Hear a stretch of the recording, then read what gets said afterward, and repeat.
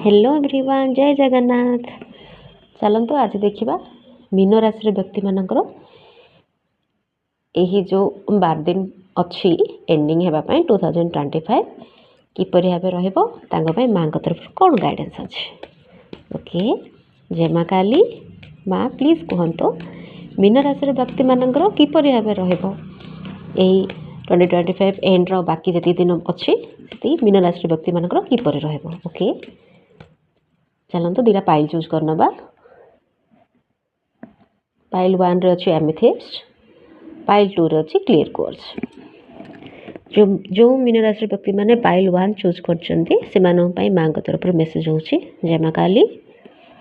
Okay, मां कहउछंती आपण पाखरे आपण को एनर्जी बहुत पॉजिटिव रहइबो, आपण को ग्रोथ ही ग्रोथ हबो, आपण मदरली फिगर टाइप रो फैमिली मेंबर मन को केयर नेबे, आपन को एबंडेंस सक्सेस जो काम करेंगे आपन से काम रे सक्सेस मिलिबो, प्रॉस्पेरिटी अच्छी सब अच्छी आपनकर यही 2025 एंड रो बाकी जति दिन रहला बहुत बढ़िया रे जीवो।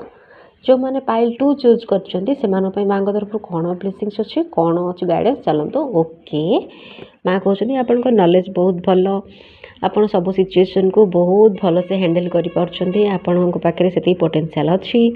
तो आपन खाली काम रुहंतु, टिके पीसफुल भाव सब सिचुएशन को हैंडल करंतु, एंगर इश्यू आणंतुनी। सेतिकी करले आपनकर बहुत बढ़िया जीव, सबुतिर आपन सक्सेस भी पाइबे।